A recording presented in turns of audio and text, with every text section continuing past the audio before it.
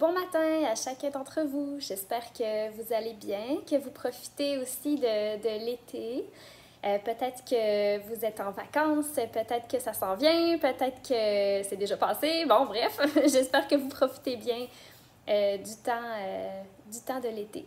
Alors, je voulais vous partager ce matin une petite réflexion que j'ai régulièrement, en fait, que j'ai quasiment à tous les jours lors de mes petites promenades que je vais faire quotidiennement.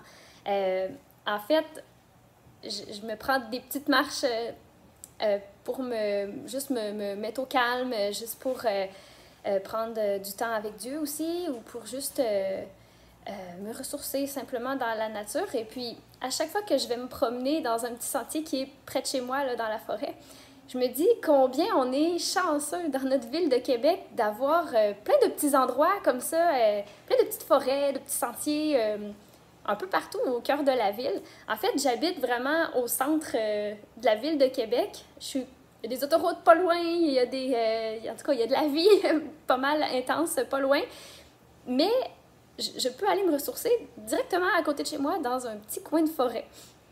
Et puis, je trouvais ça vraiment le fun qu'un petit peu partout dans la ville, on puisse avoir accès à des endroits comme ça, privilégiés pour être dans la nature. Et puis, quand je me promenais, je remerciais Dieu et tout ça, et puis je me disais, tu sais, c'est pareil avec nos vies en général. Dans nos vies, il y a de l'action, ça bouge, ça fait du bruit, puis on a besoin de moments pour se calmer, pour se ressourcer, pour prendre du repos.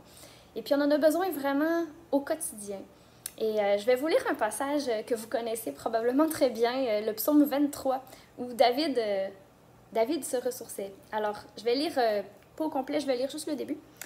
Alors, psaume 23, « L'Éternel est mon berger, je ne manquerai de rien. Grâce à lui, je me repose dans des prairies verdoyantes. C'est lui qui me conduit au bord des eaux calmes. Il me rend des forces neuves, et pour l'honneur de son nom, il me mène pas à pas sur le droit chemin. » David disait ça dans le concret parce qu'il était berger, il vivait dans ce contexte-là de prairies verdoyantes. Et il était même berger, donc l'Éternel, mon berger, il sait très bien de quoi il parle. Mais il disait aussi, dans un autre sens aussi, dans le sens qu'on peut aller se ressourcer auprès de Dieu. Et que quand on va près de Dieu, c'est comme si on allait dans des prairies verdoyantes, comme si on allait au bord des eaux calmes.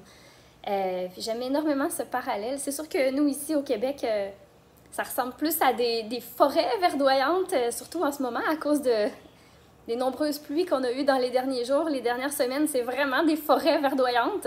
Et puis, bon, ben, les eaux calmes, ça ressemble plus à des eaux tumultueuses à cause de ces mêmes pluies.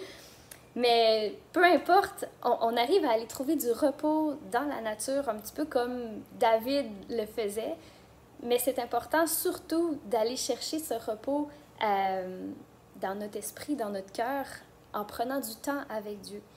Alors, même si vous n'êtes pas des grands marcheurs puis vous n'avez pas envie de vous perdre dans la forêt quotidiennement, pour aller vous ressourcer, vous pouvez trouver n'importe quel endroit privilégié que vous aimez, où vous pouvez connecter avec Dieu, où c'est un endroit où vous vous sentez bien, qui vous permet de vous calmer, de vous reposer, que ce soit chez vous, que ce soit ailleurs. L'important, c'est qu'on ait des temps au quotidien, une fois, deux fois, plusieurs fois par jour, pour connecter avec Dieu, pour venir avoir un repos dans notre esprit au cœur de nos vies qui sont plus agitées. Alors, c'est simplement un encouragement pour aller chercher du repos et du ressourcement auprès de Dieu quotidiennement par la parole de Dieu, par la prière, simplement par un temps d'écoute dans la présence de Dieu, un temps de calme. Alors voilà, je vous encourage autant à trouver ces temps-là auprès de Dieu, autant aussi, si ça vous tente, d'aller explorer les sentiers de la ville de Québec, au cœur de la ville, d'aller chercher un nouvel air là, pour le cerveau. Des fois, ça aide à travailler mieux. Mais bref, je vous souhaite un excellent été au cœur de la nature ou non, dépendamment de où est votre endroit de repos. Mais je vous souhaite une excellente journée.